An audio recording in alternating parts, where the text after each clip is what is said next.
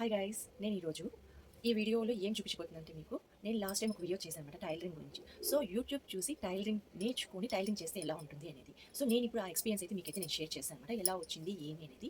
So last time వీడియోలో నేను చెప్పినట్టు డ్రెస్సెస్ అయితే నేను స్టిచ్చింగ్ చేశాను అని చెప్పాను. కొన్ని డ్రెస్సెస్ కూడా నేను చూపించాను. సో డ్రెస్సెస్ అయితే బాగా వర్కౌట్ అయింది. సో మనం హ్యాపీ అనమాట, మనం ఇంప్రూవ్ చేసుకున్న మనకి టైలరింగ్ వస్తుంది అనేసి. కానీ ఇప్పుడు నేను చూపించబోయేది యూట్యూబ్లో చూసి బ్లౌజెస్ స్టిచ్చింగ్ ఎలా చేయొచ్చు, చేస్తే అది కరెక్ట్గా వచ్చిందా లేదా, మనం సక్సెస్ అయ్యామా లేదా.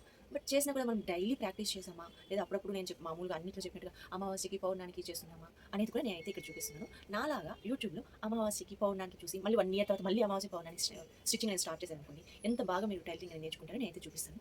సో ఇప్పుడైతే నేనైతే కొన్ని ఎగ్జాంపుల్గా కొన్ని బ్లౌజ్ పీసెస్ అయితే పెట్టుకున్నాను. చాలా వరకు ట్రై చేసి మంచి మంచి క్లాత్స్ని పార్ట్ చేసేసి కుట్టేసి అది పారేయడం కూడా జరిగేసింది. ఒక బ్యాగ్ నిండా ప్రాక్టీస్కి ఒక బ్యాగ్ నిండా క్లాత్స్ అన్ని కత్తిరించి వేసి పెట్టాను అనమాట. సో ఇప్పుడు ఈ వీడియోలో మీకు చూపించడం కోసం ఓన్లీ ఫ్యూ బ్లౌజ్ పీసెస్ అయితే తీసుకున్నాను అనమాట.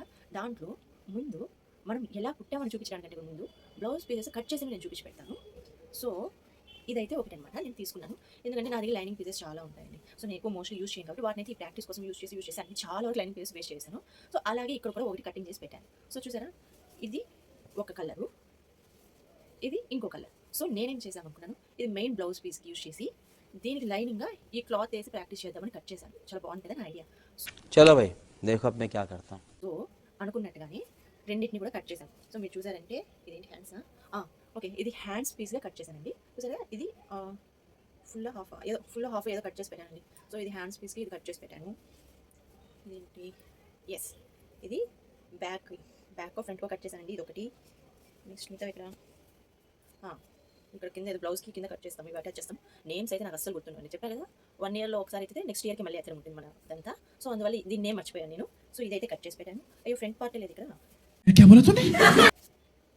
సో బ్యాక్ ఉందండి, బ్లౌజ్ పీసెస్ ఉన్నాయి, ఫ్రంట్ పార్ట్ ఇది లైనింగ్ పీసెస్ ఫ్రంట్ పార్ట్ ఉందండి. ఎక్కడో మిస్ అయిపోయిందండి ఫ్రంట్ పార్ట్. బ్లౌజ్ ఈ కలర్లో ఉండేది ఫ్రంట్ పార్ట్ ఎక్కడో మిస్ అయిపోయింది, బట్ లైనింగ్లో చూపిస్తాను మీకు.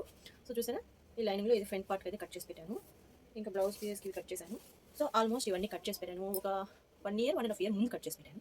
ఇంతవరకు టచ్ చేయలేదు, ఎందుకంటే దీన్ని కుట్టడానికి ముందు ఒక జాకెట్ ట్రై చేశాను. చూపించాలంటే సూపర్గా వస్తుంది. ఆ జాకెట్ చూసి నేను కుట్టిన విధానం నేను మెచ్చుకొని వేస్ట్ చేయడం ఎందుకు, టైం వేస్ట్ చేయడం ఎందుకు స్కూల్లో పక్కన పెట్టేశాను అనమాట. సో ఇది ఒక స్టిచ్చింగ్ అయితే కట్ చేసి పెట్టాను. దాంతోపాటు ఇంకొక మంచి శారీలో బ్లౌజ్ కూడా కుట్టేద్దాము, పెద్ద ఎక్స్పర్ట్ లాగా, పెద్ద టైలరింగ్ వచ్చిన లాగా కుట్టేద్దాం అనేసి ఇంకోటి కూడా నేను కట్ చేసి పెట్టేశాను. ఇది కటింగ్ చేసిన పీస్, ఆ బ్లౌజ్ కోసం కటింగ్ చేసింది, ఎక్స్ట్రా మిగిలింది క్లాత్ అనమాట ఇదంతా. సో దాన్ని కట్ చేసి కుట్టిన బ్లౌజ్ అయితే నేను చూపిస్తాను. దానికి ముందు ఒక బ్లౌజ్ కుట్టాను. సో ఇదండి, సో ఈ బ్లౌజ్ అయితే కుట్టానండి. మంచి శారీలోంచి తీసుకుని నేనే పెద్ద ఎక్స్పర్ట్ లాగా డిజైనర్ లాగా కుట్టేసి బ్లౌజ్ నేను వేసుకుని శారీ కట్టుకుందామని బ్లౌజ్ పీస్ కట్ చేసి కుట్టాను అనమాట. చూసారా ఎంత బాగా వచ్చిందో. హ్యాండ్స్ 3/4 హ్యాండ్స్ బాగా వచ్చాయి, ఇటు సైడ్ హ్యాండ్స్ బాగా వచ్చాయి. నెక్స్ట్ ఇంకా బ్యాక్ సైడ్ కూడా మొత్తం బాగానే కుట్టాను. చూసారంటే బ్యాక్ సైడ్ కూడా మొత్తం బాగానే కుట్టాను. ఫ్రంట్ కూడా బాగానే కుట్టినట్టు కనిపిస్తుంది కదా, కానీ బాగా కుట్టలేదు. మీరు బాగా చూడండి, హెచ్చు తగ్గులుగా ఉంటుంది చూడండి. ఓ పక్క పొడవు ఉంటుంది, ఓ పక్క తక్కువ ఉంటుంది చూడండి, బాగా చూడండి. చూసారా, సో ఇలా ఉంటుంది అనమాట మన స్టిచ్చింగ్. సో ఇలా బటన్స్ పెట్టే చోట, హుక్కీస్ పెట్టే చోట కూడా నిలబెట్టాను కాబట్టి మీకు అలా కనిపిస్తుందేమో, కానీ ట్రై చేసినప్పుడు ఒక హెచ్చు తగ్గులు అయితే జరిగిందనమాట ఇక్కడ ఫ్రంట్ పార్ట్ అనేది. ఇక్కడే కాదు, ఇందులో ప్రీవియస్ బ్లౌజెస్ కుట్టినప్పుడు కూడా అలాగే అనమాట. సో ఇలా హెచ్చు తగ్గులు అయితే జరుగుతూ ఉంటుంది ఫ్రంట్ పార్ట్ కుట్టినప్పుడు అంతా. సో ఇదేదో ఇక్కడ కట్ చేశాను, ఇదైతే సెట్ బాగా అయింది. ఇంకా మీకు చూపించాల్సింది ఏంటంటే మెయిన్ పైపింగ్ చూపించాలండి.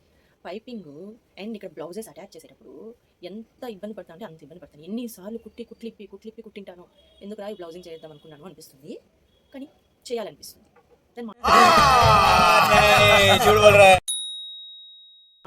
సో ఈ బ్లౌజ్కి నేను పైపింగ్ పెట్టి అయితే కుట్టాను, కానీ మీకు చూపిస్తా చూడండి. ఇక్కడ మీకు ఏమైనా పైపింగ్ అనిపిస్తుంది? ఇక్కడ లేదు, నార్మల్ కుట్టినట్టే కదా కనిపిస్తుంది. ఇక్కడ చూడండి, దేర్ ఇస్ నో పైపింగ్ అయితే బాగా కనిపించదు. మరి ఇక్కడ చూడండి, ఫుల్ పైపింగ్ పెట్టినట్టు కనిపిస్తుంది. చూసారా, ఎన్ని కలర్స్లో కుట్టేశాను నేను. అండ్ ఇక్కడ కూడా చూడండి, పైపింగ్ ఉందా లేదా అన్నట్టు వేలో పోయింది. ఇక్కడ అంతా కూడా పైపింగ్ చూసారా, మళ్ళీ ఇక్కడ చూసారా, ఇక్కడ ఇది. సో ఎక్కడ పైపింగ్ అయితే నేను పెట్టాను, కానీ దానికి ఎక్కడ ఇష్టం వచ్చిందో అక్కడ వచ్చింది. ఇక్కడంతా ఎందుకు పైపింగ్ కనిపించడం లేదంటే, అది ఏమో కట్ చేసేటప్పుడు క్లాత్ తక్కువైందో ఏమో తెలియదు, కానీ కుట్టేటప్పుడు ఇక్కడ ఈ సైడ్ కూడా క్లాత్ లేదు అసలు. సో అందువల్ల పైపింగ్ ఇటు సైడ్ అవుట్ సైడ్ కనిపించడం లేదు, లోపల క్లాత్ లేని దానివల్ల సో ఇక్కడ పైపింగ్ రాలేకపోయి అది లోపలికి వెళ్ళిపోయింది అనమాట. సో అందువల్ల ఇక్కడ మాత్రం క్లాత్ ఉంది, అయినా కూడా ఇక్కడ పైపింగ్ రాలేదు. చూసారా, అలానే ఉంటాయి అనమాట నా వంట. అండ్ ఇక్కడ భుజాల దగ్గర కూడా చాలా పోతుంది నాకు. భుజాలు కూడా ఇట్లా జారుతాయి, అట్లా జారుతాయి, ఎట్టో జారుతాయి అనుకోండి. బట్ కుట్టేశాను ఈ బ్లౌజ్. చూసారా, ఈ బ్లౌజ్ అయితే కుట్టేశాను. వంకలు చాలా ఉన్నాయి అనుకోండి, బట్ యూస్ చేయలేము. బట్ ప్రాక్టీస్ చేశాను. ఏదో ఎవరైనా అమ్మ వాళ్ళు అవ్వ వాళ్ళు ఇంటికాడ వేసుకొని పారేసేదాం అనుకుంటే వేసుకోవచ్చు అనమాట, అంతే. సో ఇదైతే బాగానే వచ్చింది. ఓకే, మరి హై లెవెల్ కాదు, ఓకే అయితే వచ్చిందండి బ్లౌజ్, మెచ్చుకోవచ్చు. ఇంకా ఫైనల్ ఇంకా బ్లౌజెస్ కుట్టడం ఆపేద్దామా అనుకునే ముందు కుట్టిన బ్లౌజ్ అనమాట ఇది కూడా మీరు చూసారంటే చాలా బాగా కుట్టాను. చూసారా ఎంత బాగా కుట్టాను? ఇక్కడ చూసారంటే ఇట్లా కటింగ్ అంతా ఇట్లా వచ్చింటుంది. ఇక్కడంతా ఇంకా నేను కుట్టలేదు ఎక్కువ. సో ఇదైతే కుట్టాను. ఈ బ్లౌజ్ కుట్టిన తర్వాత నేను టైలింగ్ ఆపేసానంటే చెప్తాను చూడండి. ఇది front part of the blouse. ఇది మనం యాక్చువల్గా బ్లౌజ్ కుట్టడానికి తీసుకోవాల్సిన సైడ్. మనం ఏం చేద్దాము, ఫస్ట్ బ్లౌజ్ బాగా కుట్టేసాం కదా అనే ఆనందంలో చూసారంటే ఈ బ్యాక్ బ్లౌజెస్కి ఏమో కరెక్ట్ క్లాత్ తీసుకున్నాను.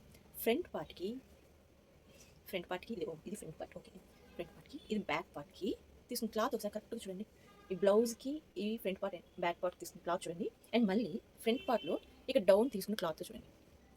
మీకు కెమెరాలో డిఫరెన్సెస్ కనిపించకపోవచ్చు కానీ కొంచెం క్లియర్గా పెడతాను దూరం నుంచి చూడండి.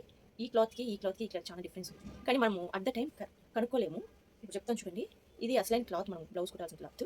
నేను కుట్టిన క్లాత్ లోపలికి వెళ్ళాల్సిన క్లాత్ని ఎత్తి ఫ్రంట్ పార్ట్ కుట్టేసి ఆ టైంలో అసలు చూసుకోలేదు. మొత్తం చక్కని కుట్టేసి మొత్తం సెట్ చేసి ఇక్కడ పడేసాను అనమాట. ఫైనల్గా ఇంకా హుక్ స్పాట్ కుడదామనే టైంలో చూస్తే ఇలా కుట్టాను.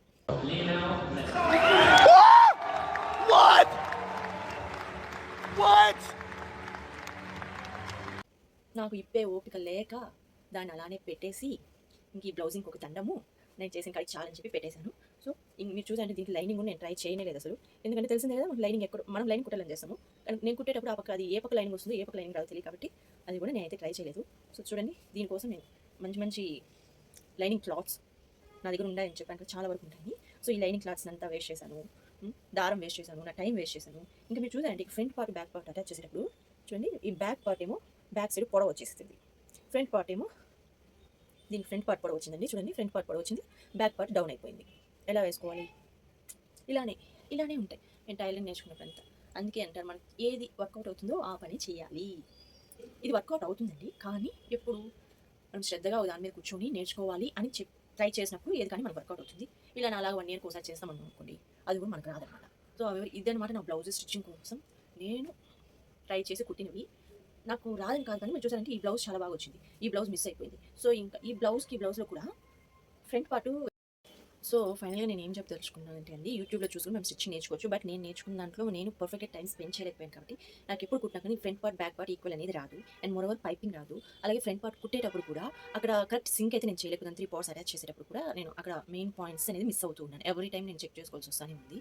సో ఇంకా అదనమాట. సో పైపింగ్ కూడా వైర్ పెట్టుకోవాలంటే ఈ నార్మల్ పైపింగ్ నాకు ఇంకా రాలేదు. సో ఇంకా దాన్ని ట్రై చేయడం కూడా నాకు యూజ్లెస్ అనిపించింది. సో అందుకే నేను అంత ఎక్స్పెన్సెస్ పెట్టలేదు దాన్ని కూడా. బట్ హ్యాండ్స్ దగ్గర కూడా ఇక్కడ ఏమైనా డిజైన్స్ పెట్టి అటాచ్ చేద్దామంటే కూడా నార్మల్ హ్యాండ్స్ కుట్టడమే నాకు కొంచెం హెవీ బర్డెన్ అయిపోతుంది. ఈ నార్మల్ హ్యాండ్స్కి ఎన్నో బ్లౌజెస్ వేస్ట్ చేస్తే ఇది కూడా వచ్చిందనమాట. సో ఇక్కడి వరకు అయితే నేనైతే స్టిచ్చింగ్ చేయగలిగానండి. సో ఇంకా నేను డైలీ ఫాలో అయ్యి స్టిచ్చింగ్ అయితే చేశానంటే మేబీ నేను కూడా బాగా నేర్చుకోగలుగుతాను. బట్ నేను అంత టైం స్పెండ్ చేయలేకపోయాను కాబట్టి ఇక్కడి వరకు అయితే నా స్టిచ్చింగ్ ప్రాసెస్ అయితే అవుతుందన్నమాట ఈ బ్లౌజెస్ మీద. సో ఎప్పుడైతే నేను తిరిగేసి ముందుకేసి వెనక్కేసి కుట్టాను, దీన్ని ఇప్పి కుట్టచ్చు. బట్ అంత టైం నేను స్పెండ్ చేయలేకపోయాను. సో అందుకనేసి నేను ఆ రోజుతో కొంచెం లిటిల్ డిసప్పాయింట్ అయిపోయి నేను అక్కడ ఆపేసాను అనమాట బ్లౌజెస్ నేర్చుకోవడం. బట్ షూర్ ఐ విల్ నేనైతే స్టార్ట్ చేసి నేర్చుకుంటాను ఖచ్చితంగా. సో నేను చెప్పదలుచుకుంది ఏమంటే, మనం ఏ పని స్టార్ట్ చేసినా కూడా దాన్ని హోల్లో పెట్టకుండా మనం కంటిన్యూగా ట్రై చేయడం బెటర్. ఎందుకంటే వన్స్ మనం హోల్లో పెట్టేసామనుకోండి, మళ్ళీ ఎప్పుడు స్టార్ట్ చేసి మళ్ళీ మనం ఫస్ట్ నుంచి వీడియోస్ చూడాలి, ఫస్ట్ నుంచి స్టార్ట్ చేయాలి. సో ఇలా నేను చాలా సార్లు ఒకసారి నేర్చేసుకుంటాను కటింగ్ అంతా, మళ్ళీ వీడియోస్ చూసి మళ్ళీ స్టార్ట్ చేస్తాను. ఇలా 2-3 times నేను చేస్తూనే ఉండడం వల్ల ఇది మిస్ అవుతుంది అని నాకు అనిపించింది. సో ప్రాపర్గా ప్రెజెంట్ అయితే నేను హోల్డ్ చేసి పెట్టాను. బట్ ఫ్యూచర్లో మాత్రం నేను ఖచ్చితంగా నేర్చుకుంటాను. సో మనకు యూట్యూబ్లో చాలా వరకు ఉపయోగాలు ఉన్నాయండి. టైలరింగ్ వీడియోస్లో చాలా ఉన్నాయి, చాలా బాగా చెప్తున్నారు. ఒకనొక టైంలో మా చిన్నప్పుడు నేర్పించే వాళ్ళే లేరనమాట. నాకు సీనియర్స్ చెప్తారు, వాళ్ళ టైంలో వెళ్ళినా కూడా టైలర్స్ అస్సలు నేర్పివారంట. ఏది బటన్స్ కుట్టడము, దారం ఎక్కించడము, ఇంతేనంట. బ్లౌజ్ పీస్ అనేది మిషనే ఎక్కించి కుట్టడం అనేది నేర్పించారంట ఆ టైంలో. ఇప్పుడైతే మనకు చాలా బాగా వీడియోస్లో వస్తున్నాయి కాబట్టి నాకు తెలిసి హౌస్ వైఫ్స్ అంతా కూడా జస్ట్ నేర్చుకోవడం బెటర్ అనిపిస్తుంది. మేబీ టైం ఉండొచ్చు, కొంతమంది టైం ఉండే వాళ్ళు ఉంటారు, వాళ్ళైతే ఖచ్చితంగా నేర్చుకోండి. ఎందుకంటే ఇది మనకు ఫ్రీ ఆఫ్ కాస్టే కదా. చాలా కొన్ని వీడియోస్ చూసాను నేను, ఈచ్ అండ్ ఎవ్రీథింగ్ చాలా బాగా చెప్తున్నారండి టైలర్స్. మనం డైరెక్ట్గా వెళ్ళినప్పుడు వాళ్ళు అంత బాగా చెప్పరేమో అనిపిస్తుంది నాకు అప్పుడప్పుడు.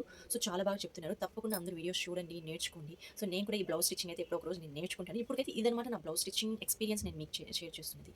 సో థ్యాంక్స్ టు ఎవరైతే నా వీడియోస్ చూస్తున్నారో. అలాగే నా ఛానల్ని సబ్స్క్రైబ్ చేయండి, నా వీడియోస్ని లైక్ చేయండి.